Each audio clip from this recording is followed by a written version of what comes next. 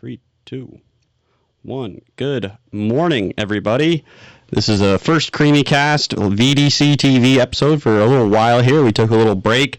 I went down and visited my brother down in sunny Florida, had a nice little visit with him and his family, but I am glad to be back here in central Vermont for the election season, the meat of the election season.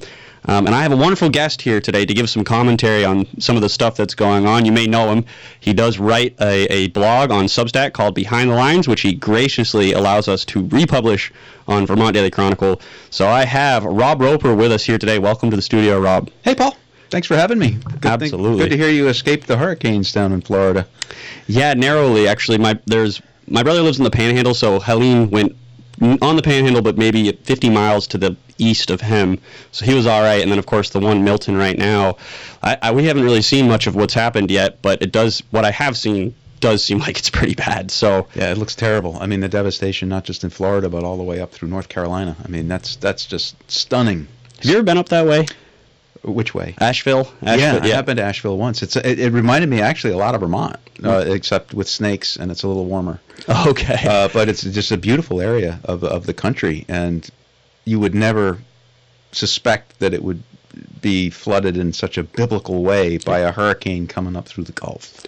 Yeah, it was incredible. I have a friend actually who lived in Asheville, and I say lived because that day, I think it was Thursday, Friday, when the flooding was really bad, he was on the roof of his apartment building watching the devastation, just all as far as the eye could see, just flood everywhere. And so they packed up, and they were very lucky that they had a car that didn't get destroyed, and they got out of there because they said this isn't going to be fixed for a really long time. So they're lucky enough to have family in Northern Virginia, where he's just been able to just be like, all right, I don't need to be there anymore. But so I asked him, it's interesting, I asked him, so what do you think caused that? What do you think caused the rain? Immediately he says, climate change. So I think that's a good segue maybe into some of the stuff that we want to talk about today, because that obviously is a huge topic here in Vermont. Flooding, of course, the last 2 summers, very similar landscape, like you say, actually, in Asheville in North Carolina. Rigid, rocky, kind of hardy mountains, if you will. So let's talk a little about that. What do you think looking out into, I've seen the most recent article you wrote about the clean heat standard. You were talking a bit about how maybe the whole scheme isn't going to work. And what's that all about? Oh, well, I've been saying the whole scheme isn't going to work since like a week after they published, hey, this is the thing we're trying to do. In fact, I went back, and I hadn't even started my column yet. I was still with the Ethan Allen Institute. And the Climate Action Plan came out with the recommendation we want to start this clean heat standard for the thermal sector. And I looked at this carbon credit scheme that they had outlined. It says that if you're a fuel importer, you got to somehow obtain these credits. And the way most of them are going to obtain the credits, you're going to buy them from somebody else who goes out and does these what they call clean heat measures, which is like installing a heat pump or weatherizing a home, or sort of the big ones. So you think about that.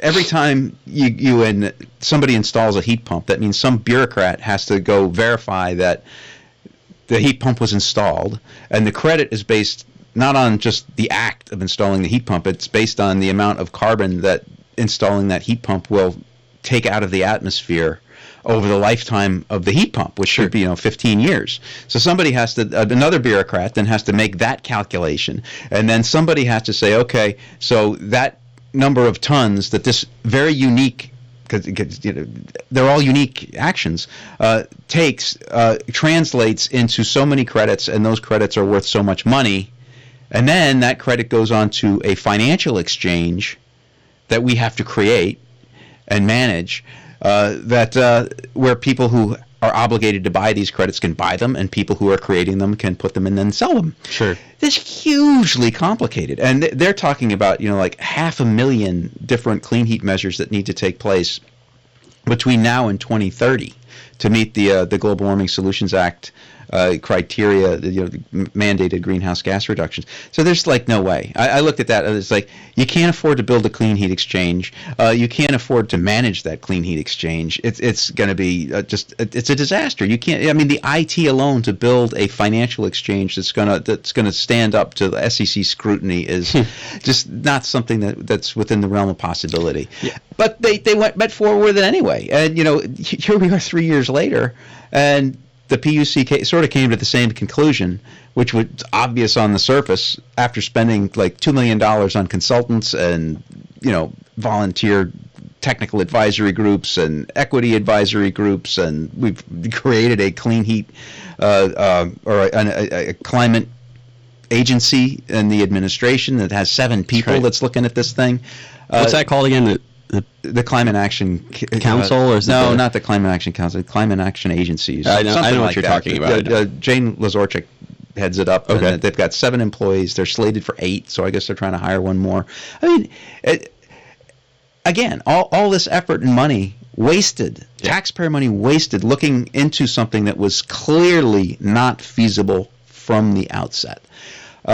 So anyway, the PUC came to the same conclusion and said, yeah, you can't do this. They were charged with coming up with the rules for governing this thing, and no, what we really should do is just have a straightforward carbon tax on home heating fuel. Sure. Which is what, again, I've been saying for years, that's all this really is. And it is. And, Dick McCormick, who's a retiring senator from Windsor County, sat on the committee that wrote this, Act 18, in the deliberations. He's like, I really don't understand how this thing works. To me, it looks like a Rube Goldberg carbon tax. Yeah. And God bless him. He understood. Yeah. He did not give himself enough credit because he understood perfectly what it was. And what it is a Rube Goldberg carbon tax on home heating fuel. Well, I think it's hard for somebody like him to actually... Well, it seems like there's a lot of mental gymnastics involved to try to make it seem like this isn't a carbon tax. Like they're trying to say it's anything but that, right? They'll tell you it's anything but that. But when you just get down to the bare bones, it's for somebody who, Dick McCormick, Democrat, Blue Dog kind of Democrat, if I'm not mistaken. No. Really? Even him? way left Democrat. Really? Okay, so still, though, even he's looking at it and saying, this doesn't make any sense. Yeah. We can't do this. And I want to make sure that we understand this, too. He didn't say we can't do this. He ended up voting for it. He voted for it after he said, I make it a point of never voting for something I can't go back and explain to my constituents. He said, I can't explain this to my constituents. And then voted for it. But in the end, he voted for it. He said, well, the experts are telling me that it can work, so I'm going to go with the experts, and my caucus, my leadership is, trying to cram this down everybody's throat. So he went along. Well, I want to get into the psychology of that a little bit, if we can, in a second. But I want to make a point, because I think people should know this. The PUC, who are the folks that make up the PUC, and basically said, this is not going to work, essentially. Yeah, it's a Public Utilities Commission. It's a governing body that they have never historically regulated heating fuel. Sure. They've regulated electric utilities for the most part in the past. There are 3 official appointees by the governor, and then they have it's like a staff of 26 or 27. It might be more than that now, because they hired 3 people specifically to look into the clean heat standard. So the PUC then, they hired these 3 people to look into it specifically. They're on the payroll. Then they created a technical advisory group of volunteers who get per diem pay, and an equity advisory group that gets per diem pay. And that's those poor. I feel sorry for those poor people, because they've spent 18 months of their lives. I've watched these videos. They spent a lot of time, put a lot of effort into trying to figure out how this could possibly work. For the PUC to come back and say it doesn't work. Thanks for all the fish, but wow, we're not doing this. That's actually, I mean, it is probably pretty exhausting to be one of those people, because you put your, I don't know, for somebody who does put their heart and soul into their work, I would be pretty like, man, what am I doing with my life? Like if you're one of those folks. So McCormick still goes ahead and votes for it, right? As you're saying, and like the psychology of these, why, I guess a lot of people have a very hard time understanding. People that aren't paying attention to politics, maybe necessarily, like they're not engaged in it. They didn't just come out of a university within the past 20 years. Why are people so, like, the emotional override over logic? Why do you think they're so willing and able to do that, especially when they know or possibly don't quite understand the negative implications that a policy will have on the public. Well, I mean, for the people that I think are in the legislature, I think a lot of them are idealistic. It's almost like a religious fervor when it comes to anything related to like climate change, social justice. Nobody wants to be, and I saw your interview with Jay Hooper the other day, and I think he actually had some good insights on this. Nobody wants to be, do anything that they could be considered bad. Yes. So you know, the argument is, well, you know, the Earth is going to implode in 9 years or 8 years. 5 years now. They're saying 5 years. Is it 5 years? That's now? what Bill McKibben was saying in an event the other day. And I okay, so you know, Greta Thunberg said it was 12 years, and I think that was 3 or 4 years ago. So however many years we got left. So you know, and it's we've got to do something. Yep. We've got to do something to save the planet. Well, you know what they're talking about. We should get the number. We're talking about how crazy complicated this is. We haven't really talked about how expensive it is. Sure. So the cost of this is, you know, the NV5 study that came out, it says it could cost as much as $4 a gallon extra on top of your home heating fuel. So, you know, that's like the amount of fuel that the average household burns in a winter. That's like a $3,000 tax on your ability to survive a Vermont winter.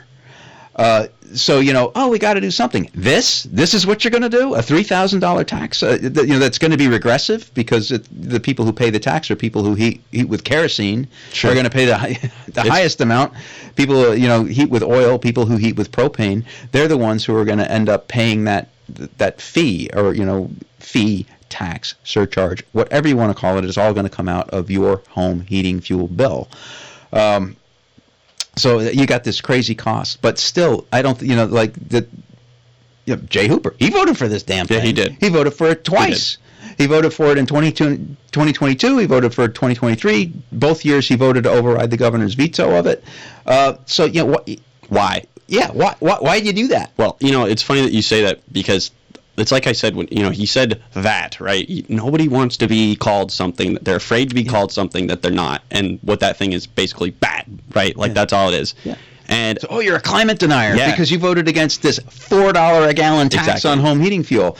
Well, and the people, it's a manipulation, and people don't understand what it costs because, you know, the press, you know, apart from my column and, you know, the Vermont Daily Chronicle and a couple other, you know, bloggers out there with, you know, frankly smaller audiences than Vermont Digger and the Times Argus and the Burlington Free Press and 7 Days and Vermont Public and all these major news outlets, they won't cover it.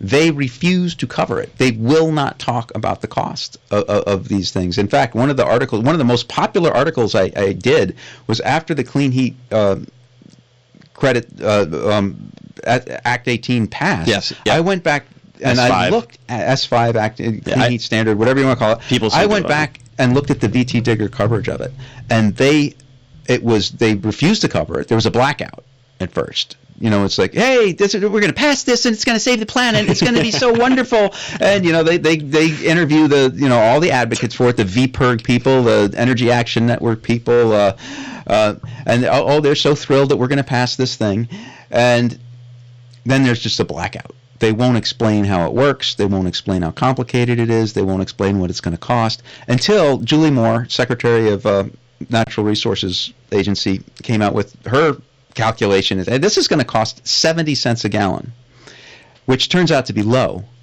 But she said, you know, that's a back of the napkin. It's a ballpark figure. And man, that's when Digger kicked in. They wrote 2 articles slamming her for her numbers are wrong, and she shouldn't have put them forward in the first place. This was 1 year ago? This is 2 years. 2 years ago? Okay. 2 years ago. This was January 2023. Okay. So not quite 2 years ago. But so they did 2 articles slamming her for that, and then they went back into blackout mode. And you know, anybody who's saying anything about this it's misinformation. If you try to tell people that this is going to be expensive, that's misinformation. It's a scare tactic. Well, you know, bull. Yeah. Now we know now we know all the people that were saying that people like myself and Matt Coda were spewing scare tactics and misinformation. We were right. We were the ones telling the truth. And the people who are telling you, it's only going to be a couple pennies, if that, if that, to do this, and it's gonna help low income people transition away from fossil fuels. Well, that turned out to be false too, because what the PUC said is this is going to hammer low income people. We can't actually do the equity stuff that you're telling us to do in the bill. It's just not possible. So we were the ones telling the truth, and still we're the ones getting censored. I've been giving talks about this across the state, and Front Porch Forum won't print on totally factual pieces, just that I'm going to be there. I mean, like in Brandon and in Ferrisburg. Why do you think that is? Oh, because they're in the tank. They are totally in the tank for a left-wing narrative. They're not interested in informing the public. They're not interested in telling the truth about these things. I don't think they're even curious. He's going to spew misinformation. Yeah. It was just a classified ad saying that I was going to be in Brandon, or Ferrisburg, which I was at this time, which was the exact time at this place, which was the exact. There's no misinformation in the ad at all. They're assuming that I'm going to say something that is counter to the left-wing narrative on the clean heat standard, and so they censor me. And this is an organization that gets, I think, somewhere over $250,000 in Vermont taxpayer money. And incredible. I call BS. Yeah. That we should, if they want to be a private organization and have the freedom to print whatever and censor whoever they want, go for it. But if you're going to take taxpayer money, you better not put your thumb on the scale. Or people really should. I hope people will start. And I've asked people to start doing this in regard to my stuff and other Republican stuff that's being put forward, is keep a record of it. Keep a record of the emails, and we need to share those in a centralized place. And when the legislature comes back, hopefully with a few more Republicans in it than we have now, we can start going after that funding, because they do not deserve it. No, it's actually so funny that you say that, because it's amazing to me that we have that. Front Porch Forum is it could be an incredible tool, but you're not the only person that's told me in the last 2 weeks that they've had censorship problems on Front Porch Forum, and that's what it's like, this kind of like ambiguous organization. You don't really know who's running it, like who's the moderator in each town. I have no idea. I have no idea how it's done. They don't tell you, because you just get a name, and I got a feeling it's a fake name. Like in Addison County, it was Nico, and then someplace else, it's look. I subscribe to Front Porch Forum. Maybe they're going to cancel me if they see this interview, but it's a great tool for people finding lost pets. Sure. It's great. I've gotten rid of a loom that my mother-in-law gave us years. It sat in our basement for 20 years, and then somebody said, "Does anybody have a loom?" Why, yes, I do have a loom, and you can have it. I don't even know what that is.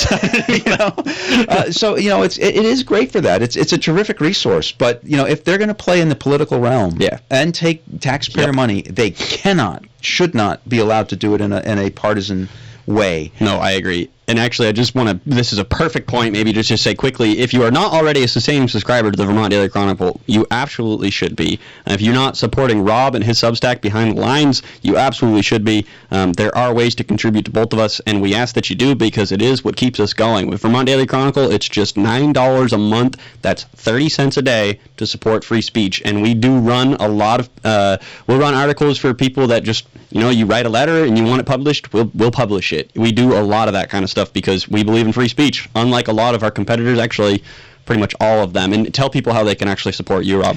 Yeah, similarly, it's robertroper.substack.com is the URL you can go to, or you can search Substack. It's Behind the Lines. Rob Roper on Vermont Politics is the name of my column, and there's a subscribe button right on there. It's a little cheaper than the Daily Chronicle. It's $5 a month or $50 a year. If you want to become, I forget what it's called, a sustaining member or a founding member or something like that, I think you can donate up to like $150 if you just want to throw a tip in the tip jar there. I appreciate it. But yeah, no, it's I'm dedicated to getting the stories out that quite frankly the mainstream media refuse to cover. And it really does help me when you give a donation, because I spend a lot of time doing it, researching it and watching all these things, and my wife says, why are you doing all this? It really helps if I can point to, because people are paying me to Look at what they're giving me. I'm so good at this. Well, hey, I know it's a similar feeling. I have quite a few things we want to talk about. And there was one thing you mentioned that I want to just make sure that we talk about, because it's our competitors, if you will. You said that there was nothing from VT Digger on how they actually were going to implement the clean heat standard. Then Julie Moore comes out with her basically what she said. It's going to cost, what was it, 4 cents? 70 cents. 70 cents on the gallon, yeah, as opposed to what they were saying, maybe a few cents on the gallon. Okay, so then they come out with 2 articles basically slamming her, which is basically saying, quiet down, right? Yep. And I guess what I'm getting, like, where does that come from, right? So who within VT Digger, is it somebody that is really concerned about climate change, or is there an industry special interest? How are they pushing that, I guess? Well, look, I mean, it's a click. It's a click. It is a click. And you've got, these reporters are, I think they're ideologically leftist. Yes. I mean, their editor is Paul Hines, who's a former press secretary for Peter Welch. Sure. So, I mean, he's a political operative, basically, in the role of a reporter. And you've got the chairman of the board is Gay Symington. He's a former Democrat Speaker of the House. So, you know, that is sort of the head of the snake, as it were. But these young reporters, they're ideologically leftist, and again, just like Hooper said, they don't want to be the one to say something bad about the left-wing agenda. They're buddies with the people at VPIRG. They're buddies with the people at VNRC. They go to stuff together, and they hang out. Yeah. They're buddies, and so that's who they're listening to. And is it a sinister "we're going to lie"? I think maybe there's some of that, but I also think it's like I'm not going to say something that's going to tick off my friend. Sure. And they're being. And maybe they believe it. Maybe when those lobbyists say, "Hey, this is only going to cost a few cents, and it's going to save the planet," maybe they believe it. Yeah, that was probably one of the most interesting insights from speaking with Jay, was talking about how a lot of leadership within the Democratic Party and the legislature has made promises to a lot of people, and there's literally no way that you can make promises to 180 people, or a fraction of that anyway. Like, you can't promise all of these people, all of these legislators within the supermajority, that they're going to have some position or be a chair of some committee. Like, that's just not possible. And I think that's basically what they vote based on, is like whatever the popularity of the situation. Yeah, I think that's what they do. It's pretty eye-opening. So one of the other subjects that you've been writing about recently was the election. Well, maybe not necessarily election integrity, but election security in Vermont. You have maybe some concern about ballots being sent out of dead people or people that have moved. Maybe talk a little about that. No, it's not concerns. I've got actual evidence. Yeah, I know. In my own family. I know, me too. Yeah, I mean, ever since we went to all mail-out ballots, there's a huge security concern in Vermont, because we have absolutely no way for election officials to determine who actually filled out a ballot and sent it back in. Nothing. There's no voter ID requirement. There's no signature check. There is nothing. So if I get a ballot in my mailbox for somebody who no longer lives at the address where I'm at, I fill it out, sign the name that's on the outside of the envelope. Okay, this is Paul.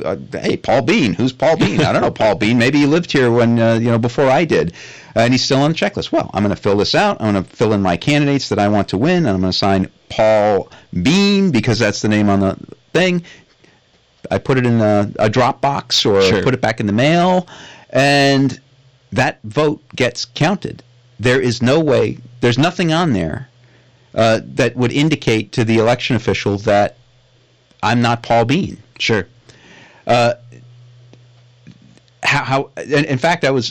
You're listening to the morning drive and a postal worker came on and said, and I can't verify this, but I'm going to take him at his word because it's a valid situation that could happen. He said, I'm going around from house to house, I'm delivering all these mail-in ballots, and I know for a fact that person does not live there anymore.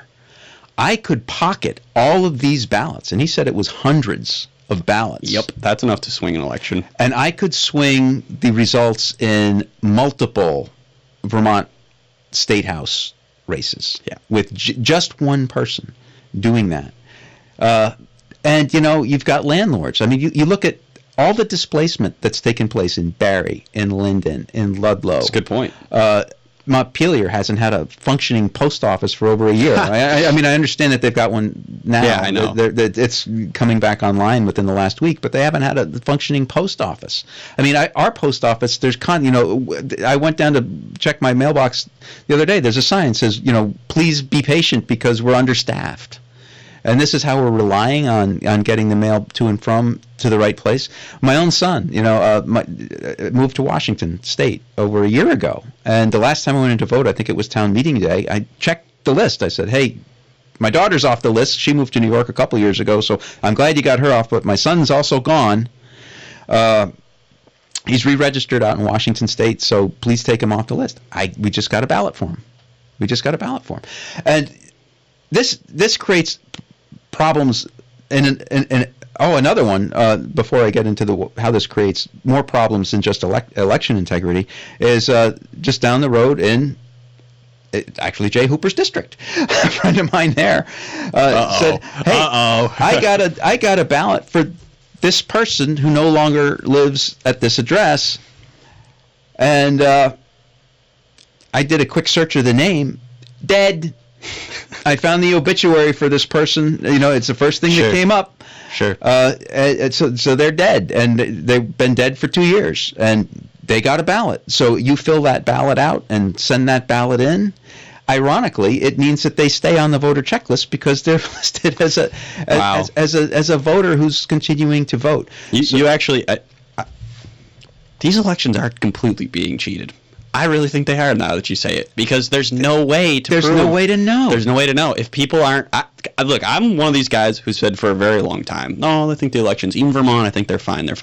But as I'm thinking more, it's like, if they're just sending out ballots with we have no idea if these people are alive, if they live there, like nothing. There's almost no basis unless it's based on what? What is it based on? There was another lady who, in that conversation that I had with my friend in the Randolph district, with the dead lady, a woman chimed in and said, "Yeah, I got 2 ballots for myself, one in my maiden name, one in my married name."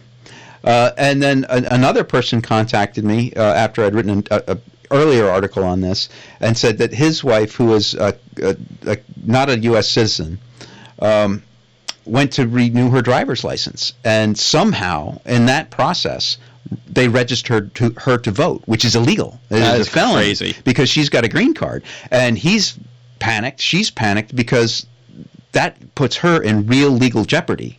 Because if an election official shows up and says, "Hey, you're not," it's illegal for you to register to vote. It's illegal for you. If somebody got a hold of her vote and cast it, it showed up in the wrong mailbox, or she said, "This can't possibly pertain to me," and threw it away. And somebody found it. Luckily, that's not the case with her. Sure. But there could be somebody else out there in that situation. She's in big trouble. She could lose her. She could be deported. For that. As I was saying about my son's ballot. If it weren't me getting it. I burned it.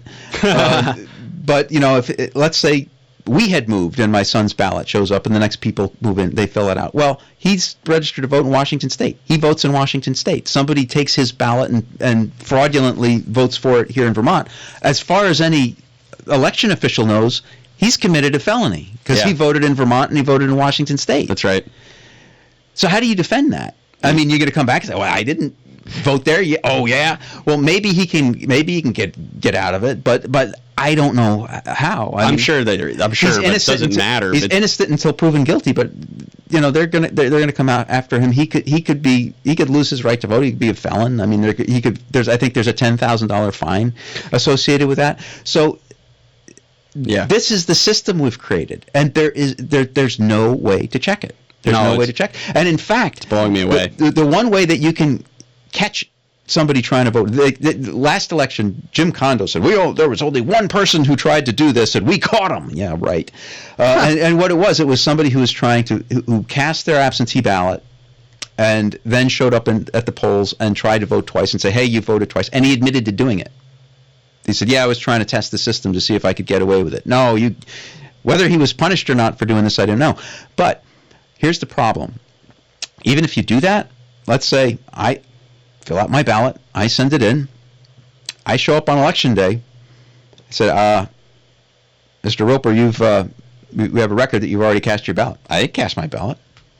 No, that wasn't me. What do you mean? I didn't cast my ballot. I'm calling BS on this. Yeah. Oh, well, here's a form that you fill out, and you sign an affidavit saying that wasn't your vote, that previous vote. Okay. Prove me wrong. Prove me wrong. It's impossible. You can't. Yeah. There's no way to do it because there's no signature check or anything on that ballot. The other thing is, let's say that really did happen, that somebody else got a hold of my ballot and sent it in, and I show up and I say, that wasn't me. Truthfully, that wasn't me. Okay, I signed that affidavit. Well, what happens to the ballot that was fraudulently cast? Since we have 30-day early counting in Vermont, yeah, that ballot's already been processed. They can't take it out. So my vote has probably been canceled out by whoever stole my ballot. This system sucks. Yeah. It sucks. It's not good. And nobody, I mean, and I did, when they were passing this, there was a representative, what's her name? Senior moment, forget. But she was on she actually asked serious questions about this on the Government Operations Committee. Mark Higley asked some serious questions. Yep. On the Senate side, Brian Collmore asked, what happens in these situations? The Director of Elections, the City Clerk for Montpelier, the City Clerk for Barrie, and other clerks admitted, we have no way of knowing. We can't catch them if they do it. And what they tell you is, okay, well, people are honest. When it comes to politics, people are honest. Politics brings out the worst in people, and the example that I bring it up is, okay, you know what's also a crime? Destroying a lawn sign. Does that ever happen? All the time. All the time. Yeah. Do people ever get prosecuted for it? Never. Almost never. So if you've got they've done psychological studies on this. Like if you have a system where people can show that they can benefit by cheating, sure, and there's no penalty for getting caught, they will do it. They will do it. They will. And they will do it. I think I'm familiar with. You said there's studies on this? Yeah. I think I've seen some of that before too. No, it's definitely like, I was one of these guys. I've always been very cautious talking about elections because it's like anything. It's a big claim to say that they're. I mean, I think that they're maybe not necessarily rigged here in Vermont, like where they're rigging things a certain way, but they're definitely making it easier for somebody if they wanted to just cheat, they could. And I think that beyond Vermont, though, if you look around the country where they say it only takes a few counties where they really wanted to do this, they could. And I do believe that that's possible, and they are actively doing that and trying to do that. I mean, on the national scale, I'm not going to say what's going on. Sure. But yeah, what worries me is Vermont state house races, Senate races, local races for school board, things like that. I mean, just down the road in Royalton Tunbridge District, my rest in peace, David Ainsworth, great guy. He was a representative. He won.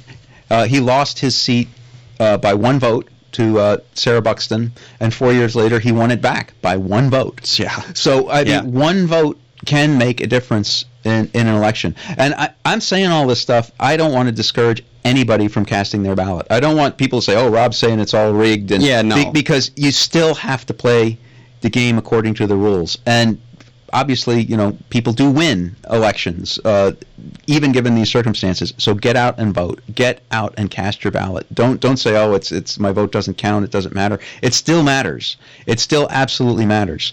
Like Ainsworth said, the reason Ainsworth lost his first race by one vote because he had a couple that said, "Oh, I thought you had it in the bag," so he didn't show up. That's heartbreaking. Yeah, that's heartbreaking. 2 people, heartbreaking. Yeah, heartbreaking. That's like, whoa. Yeah. Yeah, that's interesting. Well, I think and that is a very great point you just made. Definitely get out there and vote. And, if you're really concerned about stuff like this, maybe consider running for Justice of the Peace or running for one of these positions where you can help with election integrity here in Vermont. I am currently on the ballot for Justice of the Peace, so anybody here in Northfield, Berlin area, if you're listening, be sure to vote for me because I'm on the ballot. But it's definitely that's like you say. When we have these small local elections like we do, where they literally can be determined by one vote, and that happens all the time. By the way, it's every single election season you hear of a few different instances where somebody just barely won or lost on maybe a span of 10, 20 votes. And I can't think of any examples off the top of mind, but I actually think one of the most recent ones is Stuart Ledbetter in the Democratic primary up in Burlington. He lost by just a handful of votes. So it's I get what you're saying. Yeah, no, I mean, a couple years ago, the Republicans knocked off the Speaker of the House, Mitzi Johnson, up in that Grand Isle district by, I think it was 19 votes. Okay. So that was a close one. I have a friend of mine, Doug Grand, down in, not Doug Grand, can't remember, Doug Gage, in Rutland. He lost his first race by 4 votes. Came back and won the next year. Sally Aki knocked off the Robin Chestnut Tangerman a couple years ago. She won by, I think, 32 votes. I mean, so these are really, really close races, and they can be swung by, a landlord who's got 20 tenants who moved out. That's New right. People have moved in, and that's the way it's going to go. He knows who they are, and so we haven't touched on this yet, but Rob, you've been involved in the project Get Real for really the whole spring and now all the way summer and fall. So what's going on with Get Real? I've helped you guys a little bit. I've done a little work with you, and I've been working with some of the candidates out there, and there's some pretty incredible candidates out there running. And so what are some of the people you're working with, and what do you think's going on? What are your thoughts? Yeah, well, Get Real, it's basically a list of policy priorities that correspond to the letters Get and Get Real. It's Global Warming Solutions Act reform, education reform, transportation and infrastructure, focusing on that. Crime, law enforcement is the L, and environment, education, affordability is a big one. So I think that the Get Real is going well. I think I look out at the landscape, and I see the Get Real signs out there. Yes. I see a number of candidates have actually adopted some of the colors and logo sort of schemes, thematic schemes for their campaigns, which I think is great. Me too. Not everybody did. I was hoping more. I was hoping it would be almost like a statewide campaign. But it's that. I think that the message is getting through, particularly about the education property tax situation that we just went through, and the clean heat standard that people are becoming aware of, that potential $4 a gallon heating fuel tax that's coming down the line. Those, I think the Get Real campaign has done a really good, solid job of framing this election around those two issues. And if that's what the election is about, I think that Republican candidates are going to have a good shot at picking up seats in the House and the Senate. In fact, I think I see a path. It's a narrow path, but it's a possible path for the Republicans to actually retake control of the Senate.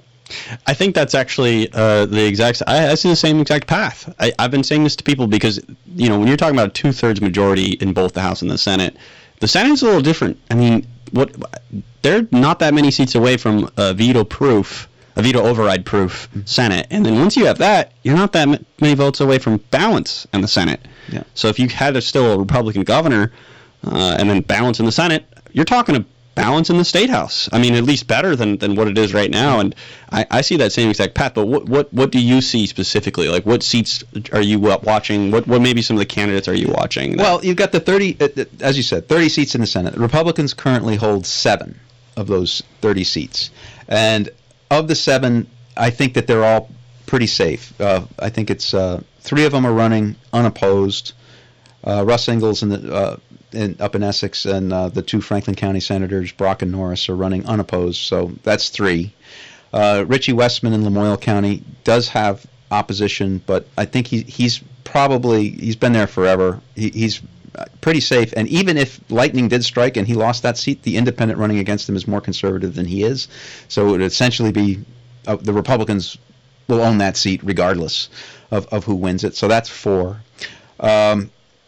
The 3 Rutland senators do have opposition, but I think it's only 2 Democrats running against 3 Republicans, so I'd say it's weak. I wouldn't take anything for granted, because anytime you have a contested seat, there's an opportunity for something to happen, but I think those are pretty safe. Okay.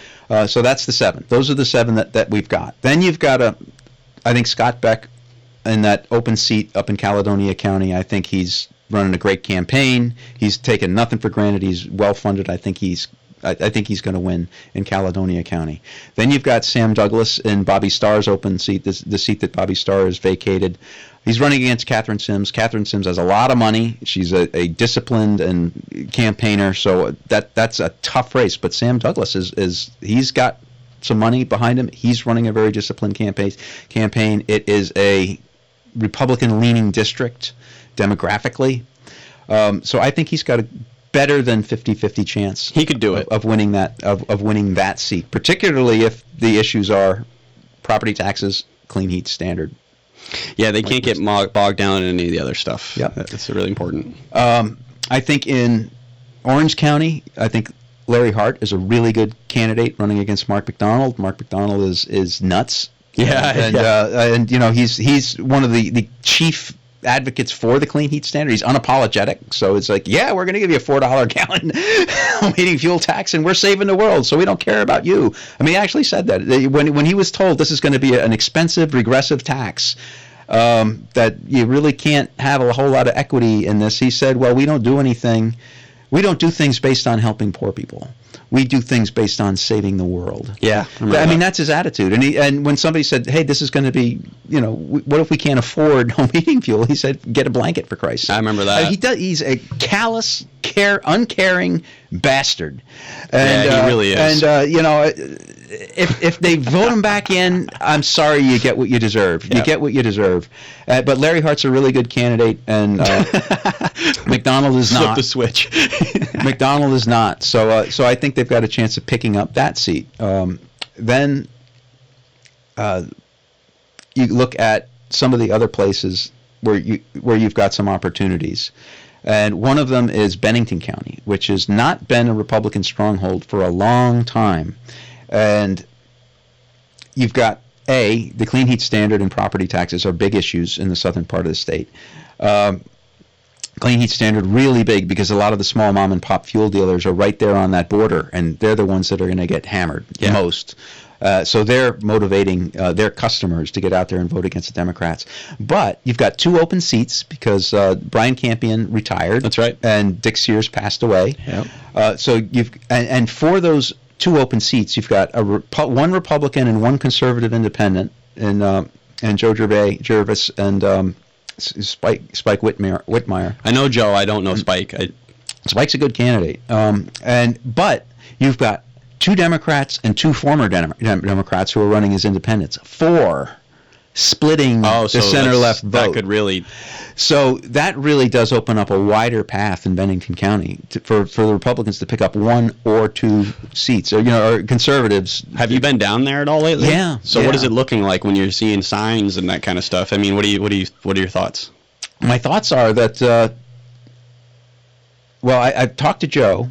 I've been down there a couple of times. I was just down in Londonderry this week, just a couple of days ago, and I was down in Manchester to give a talk a couple of weeks ago, and Joe Jervis is hit, like he said, like I want to say he's hit 15,000 doors or something. Wow. I mean, he's a committed. Yeah. He is 100% committed, and they are getting. I mean, the press down there, the Manchester Journal is totally putting their thumb on the scale for the Democrats on the Bennington Banner as well, but they're fighting back and they're using alternative media to get their message out.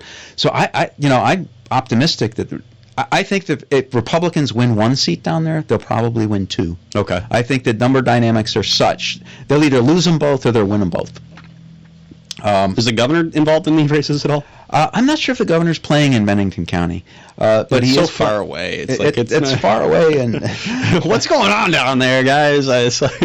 So there's Bennington County. Then you've got Windsor County, where you have an open seat, and Windsor County has really been hammered by property taxes. Some of the highest property tax increases in Woodstock, Plymouth, Hartford, Thetford.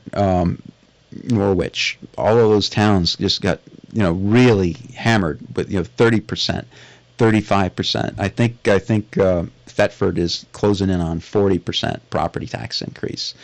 So even though they've been solidly Democrat for a long time, you've got an open seat with Dick McCormick not going. You've got 3 Republicans running, which has not been the case for a long time. And I know like Andrea Murray's working really hard.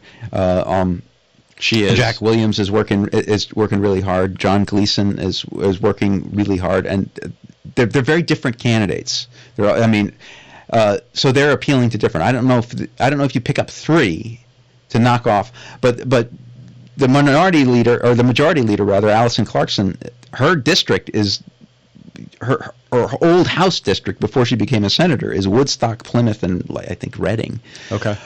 So, and those are just like, you look at the property tax increase map, and those are like the dark purple red. They're like hammered. So people have to be upset with her. The other incumbent senator is Rebecca White, who is not a nice person, and I think she's so scary. and I think that a lot of her constituents have sort of come to realize that she is kind of arrogant and dismissive of their concerns, and she's I did a column on this with video of her having basically a childish temper tantrum that she wasn't going to get a 44%. I saw that payroll increase. I remember that clip. Yeah.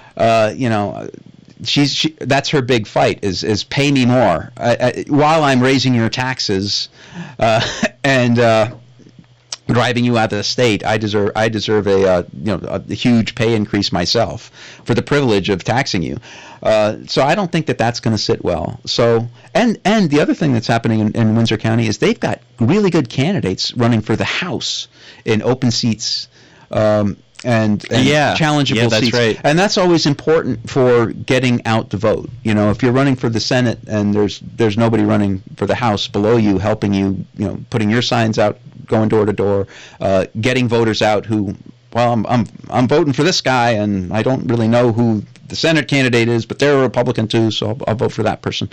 They've got that dynamic happening as well. And then the other one is Addison County. You got a chance because Chris Bray and Ruth Hardy are extremely vulnerable on the two most unpopular bills to come out of the legislature in the past biennium. Bray is the architect. He chairs the committee that wrote the Clean Heat Standard, and he's sticking by it, man.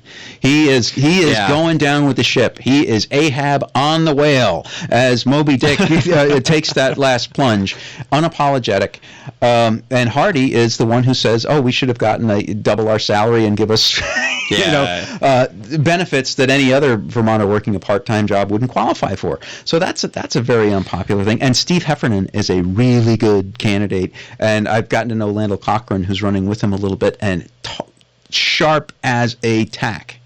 Heffernan, I think, has got, if one of them's got a chance to pick up a seat, I think Heffernan. I drove through Addison County the other day when I went down to Ferrisburg, and Heffernan signs everywhere. So you think Bray really might get knocked out? I think that they've got a chance to knock Bray out of there. Yeah, I remember my article I wrote about Bray with the relationship with Leonine and lobbyists. I'm curious. I wonder how, if that's gotten around up there. If people are.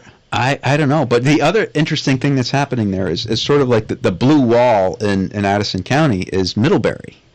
Well, the Middlebury Select Board, it was the Select Board or the School Board, I forget which, just sent out a note to everybody in the city about property taxes, saying, "Don't blame us. These are the ones who did it." And it was Bray, Hardy, and the two Middlebury. That must have been a school board. House members. I think it was the school board. I think because it's. But they were getting. I guess they were getting. Yeah, I can't afford these tax increases, and there it goes. Bam. So that.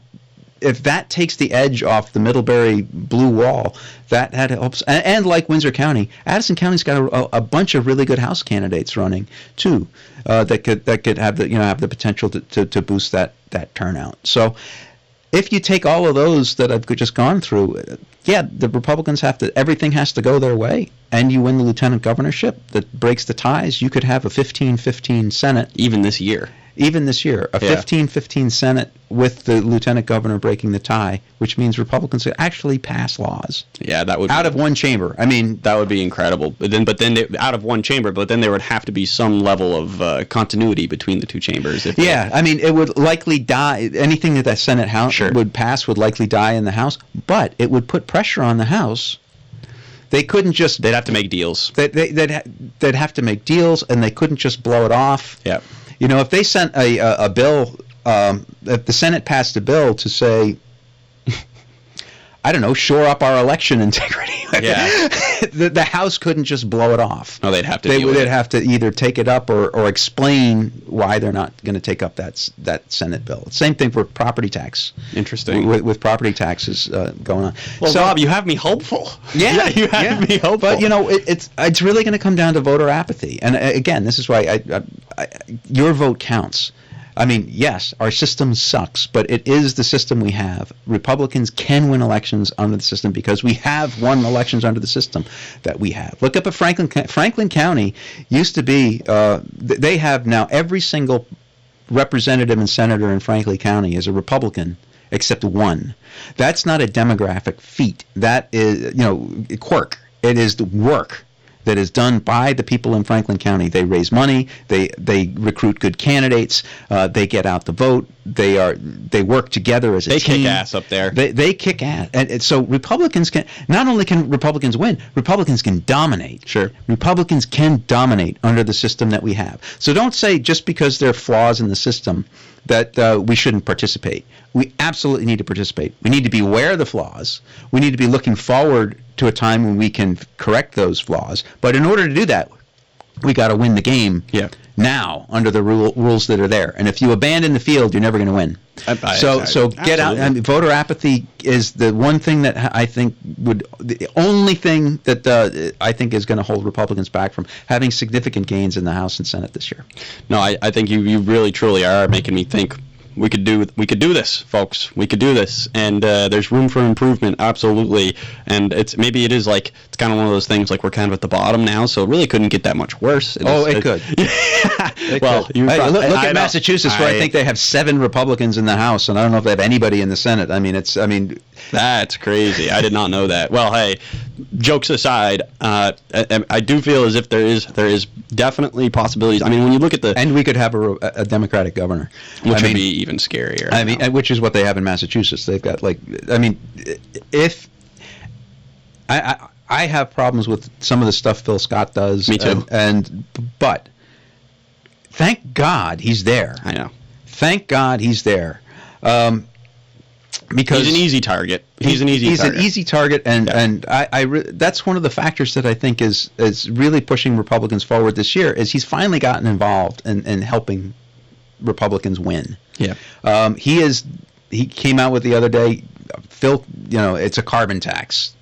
He said it. He put it out there. There's a meme out there. They're pushing for a carbon tax. That's the Phil Scott of 2016 who won. And I wrote a column on this. It's like, give me the Phil Scott of 2016. Yeah. And I think we're getting him. Yeah, I think we're getting him this year. I remember that when he was literally campaigning against the carbon tax. Yeah. Like he was like, no carbon tax, and that was basic. I remember that. That's how he got elected. That's right. That's how he got elected governor. That's how he wiped out Sue Minter in a year that Donald Trump was on the ballot. That's right. That's right. You get a Republican who won a statewide race by 9 points in a year Donald Trump was on the ballot. That's how you do it. Yeah. That's how you do it. Well, and that's the other thing. Donald Trump doesn't have to be a detriment to the Vermont Republican Party as much as we're told that it is. I mean, I think that's one of the big challenges for Vermont Republicans is there's like that constant split.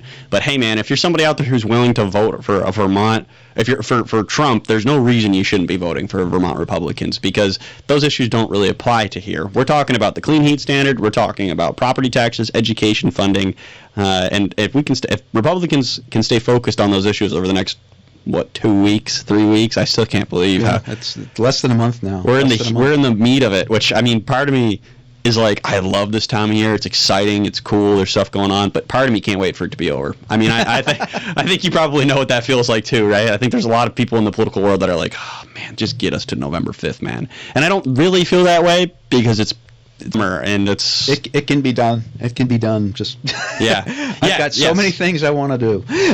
Yeah, no, I think you're not alone in that. Like, I know there's just so many people that have been working so hard all summer on just, and I'm one of them, and I know you are. I know Bill Huff out there has been working his tail off, Paul Dame, all these great candidates throughout central Vermont and beyond. At least that's the ones I know as people locally. Those are the guys I've worked with. But I have interviewed, Joe Jervis and a handful of others, and man, it's just like this time of year every 4 years is a little different even than 2 years ago. With the presidential election, it brings that much more weight to the whole situation. More people are paying attention.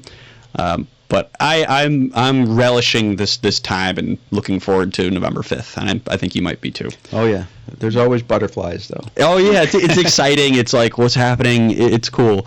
But I will say, if Republicans can't win this year, I mean that's I know. I don't see us ever winning again until there's an implosion. So please do get out. Even in the national election, like if there, I mean, I won't say much more, but sometimes I worry if Republicans lose in national politics too, like go the other way, whether the presidency or I would be pretty concerned because things are not looking so hot around this country and right here locally in Vermont. So that's a good point to take it off from. So Rob, we've been going for about an hour here. Do you have any other comments or thoughts that you want to share, or any I think we talked a little bit about where people can find you, but do you have anything else you want to add? No, I think we've had a pretty good conversation. Was there another topic that you had jotted down that you wanted to discuss? We said Get Real update, clean heat standard, ballots, and then elections we're watching. So that's pretty much. Yeah, so I think we've covered all the bases. Yeah, if people want to read more about these topics that I've written tons of articles on them. It is robertroper.substack.com. Appreciate your signing up, becoming a subscriber. If you want to become a paid subscriber, that's even better. The name of the column is Behind the Lines. A little bit of a double entendre there because I feel like I'm behind the lines in blue Vermont. But I also want to get behind the lines that you're being fed by politicians and the traditional media. So that's where it comes from, and I have some fun with it. It's like it's not dry. I try to make this stuff funny. I try to make it interesting. You definitely do. And things that will make people who otherwise might not be interested in politics interested in it, because it is so fascinating. I know I'm weird in that I really do find this stuff fascinating and want to delve into it. And I can sit there and I can watch a hearing and just be engrossed, where most people would probably just want to hang themselves after 10 minutes. In fact, my wife came in one time and I was like sitting at the kitchen table on my laptop watching it, and she was making lunch in the background. It's like 5 minutes in, she's like, how can you listen to this? Yeah, it's so boring. I said, if I was ever in a board meeting or a meeting like this, in my company, I would jump up on the conference table and start beating people with a stick. It's so true though. Like it's so dense and just like and heavy, litigious, and it's. But I find it interesting, and I try to take that and make it, condense it and explain it and make it interesting for people so they don't have to endure what I endure. You take pride in it a little bit though, I think. But I think you do a great job in making it entertaining and fun, and in taking these complicated topics and making them palatable for people that otherwise they don't want to sit through 2.5 hour long committee room meeting, whatever it might be. And you also have been a great help so far this election season with finding some clips and different things that we've used at the Chronicle, things that I've used for candidates, just stuff like that. So if you're not already out there reading and supporting Rob's Substack, you absolutely should be. And one final pitch: if you're not a subscriber to the Vermont Daily Chronicle, you can be for just 30 cents a day. That's $9 a month. And that's how you can support free speech here in Central Vermont. And of course, if you are a Northfield or Berlin voter, vote Paul Bean for Justice of the Peace. So thank you very much, everybody. Thank you for tuning in. Rob, thanks for coming down. Thanks, Paul. And everybody, have a wonderful Thursday evening, and